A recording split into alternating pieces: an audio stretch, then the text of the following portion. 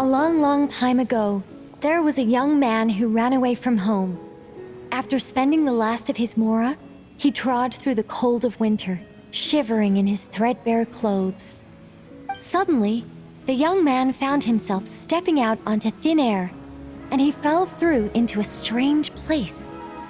But before he could react, a voice rang out from somewhere in the distance. "This is the secret home of Nicole, the great mage everlasting. O destitute one, tell me your heart's greatest wish, and with my guidance, you shall attain it." Whoa! That was a strange voice.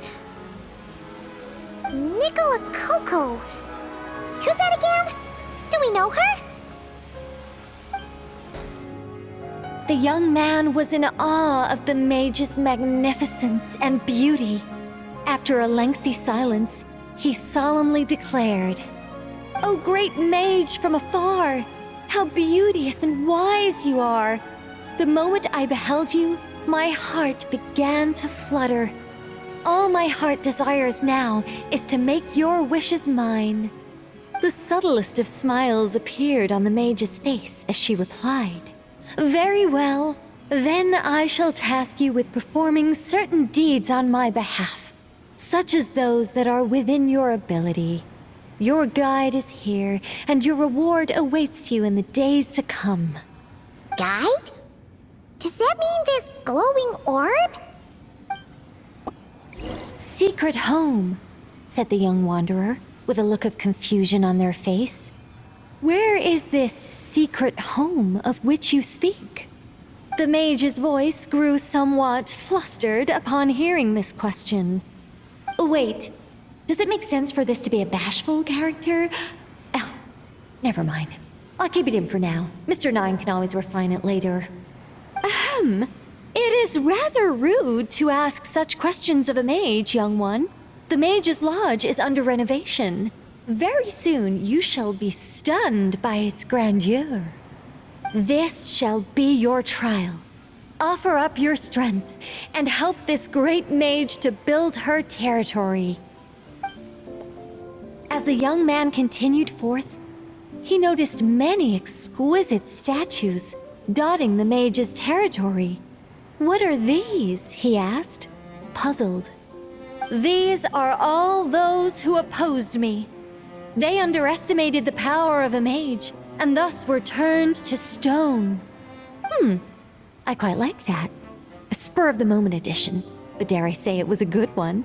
A mage ought to be a powerful and dangerous figure.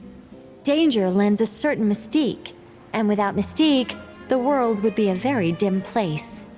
But turning people to stone at the drop of a hat? Is that too over the top?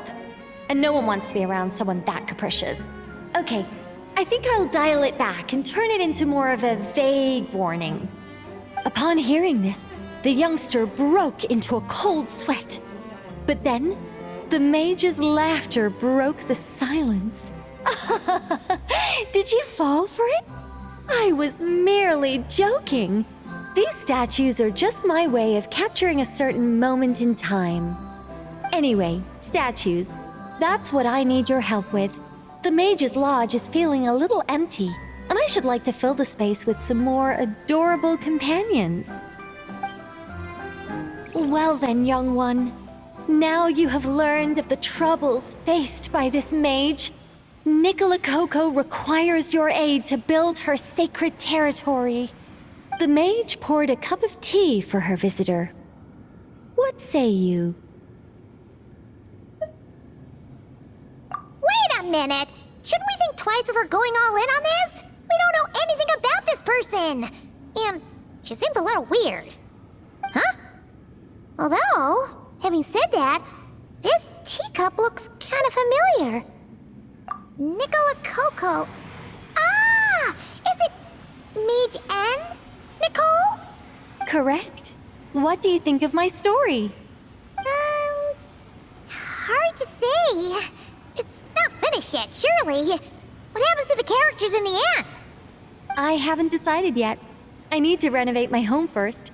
Perhaps I'll have a burst of inspiration after that. Anyway, if you can hear my voice, I assume that means you're currently in Nord-krai.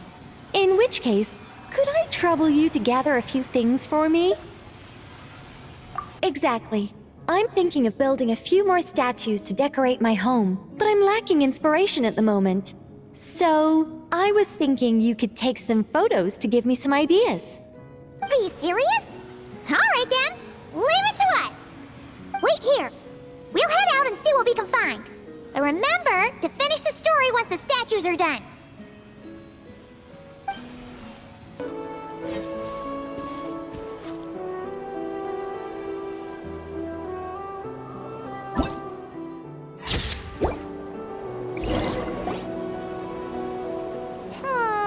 Some of these shots are pretty good, but we didn't get any from the front.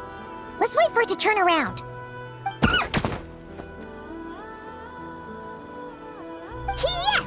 That's the one! That's the money shot! Ah! Help! Hey, Nicole! We're back! That was quick. You two worked very fast. Ah, it's nothing. But, how do we get the photos to you? You can hold on to them for now. I'll be there in a couple of days. We can talk more about the statues then. Sure thing! See you in a couple days!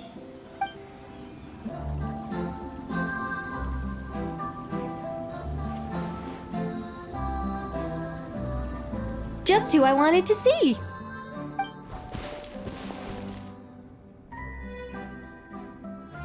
I'm delighted with the photos you took. Excellent source material. Now, I have all the carving tools ready to go. Would you like to try it together? Carving tools? You mean these blocks? That's right. The statues are inside the stones. All we need to do is remove any excess material. To make things a little easier for you, I've provided a guide on how the carving process works. Allow me to demonstrate. First, we make some big, bold cuts to carve out the general shape.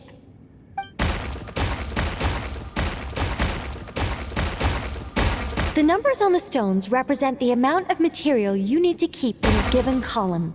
So, first we do this. And then this. Oh, it's starting to take shape! Got it? If you carve the blocks this way, you should be able to see the basic form. Then, you just need to add some finishing touches, and voila! Wait, what? It suddenly changed in the blink of an eye! How'd you do that? A great mage doesn't reveal her secrets that easily. Just behold, and be amazed.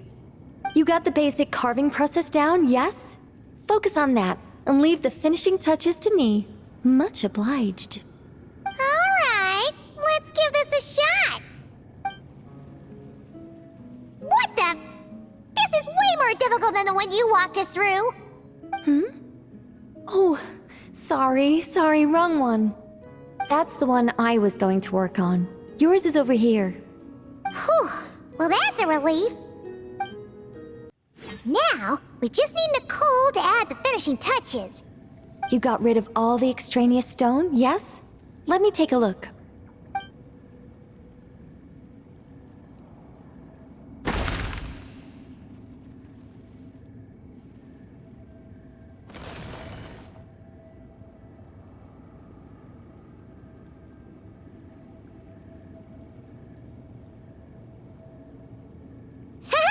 It's done!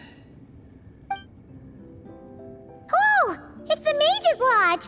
When did that get there? Is this the power of a mage? The young visitor's voice was filled with wonder. I am truly amazed. Aha! Finally, the story continues. So, what happened to the mage and her young visitor? They lived happily ever after. The end. Huh?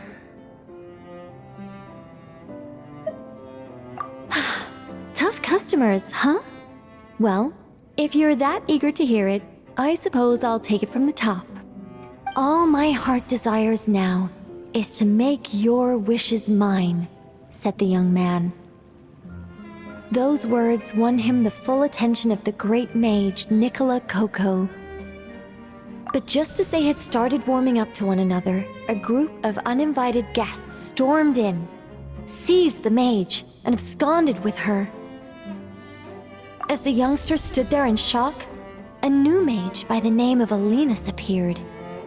She signed a contract with the youngster, bestowing the power of magic upon them. But after making it through a grueling training program, they would come to discover another conspiracy operating in the background. As it turned out, the great mage Nicole was an alien entity. Her true identity was the first daughter of King Meowtress, the third of Planet Meow. She had come disguised as a mage as part of a secret plot to trick the entire world into worshipping Planet Meow. Oh, great mage! Have you been lying to me all this while? The youngster's voice trembled as their heart began to break. Leave me. War is destined to break out between our planet and yours. We were foes from the very start. The mage turned her face away, refusing to let anyone see the tears welling up in her eyes. But the youngster bravely reached out and grabbed her by the arm, swearing to never leave her. Moved by this display of passion, the mage decided to rebel. But in that moment, Alenus, who had once aided the youngster, now took the side of the king. Alenus had been Meowtress III's second daughter all along. She had only helped the youngster in the hopes that her sister might be incited to treason, thus giving her the chance to usurp Nicola's place in the line of succession.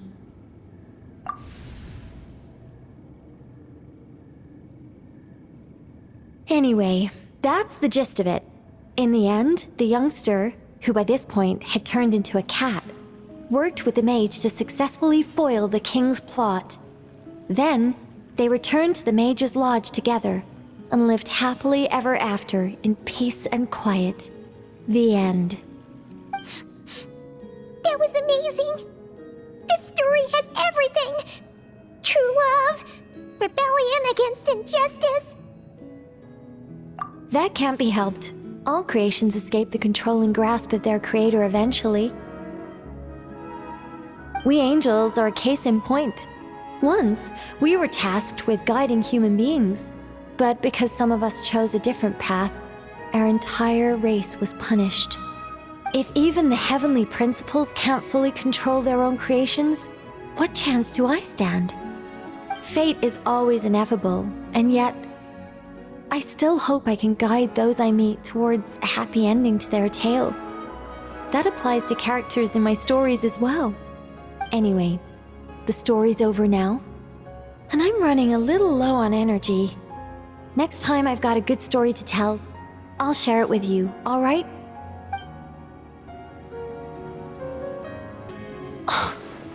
Unbelievable. Mr. Nine has refused to help me write my masterpiece. She said, it might be best if you wrote this one yourself, considering the highly complex world building. I cajoled and pestered her all I could, but it was to no avail. Believe me, I'd finish it myself if I could. That was my intention from the beginning.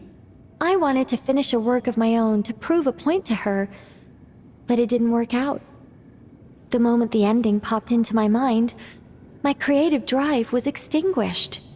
You two may well be the only people in this world to ever hear the tale of Nicole, the mage from Planet Meow. So please, do not forget her, and do not forget her adventures.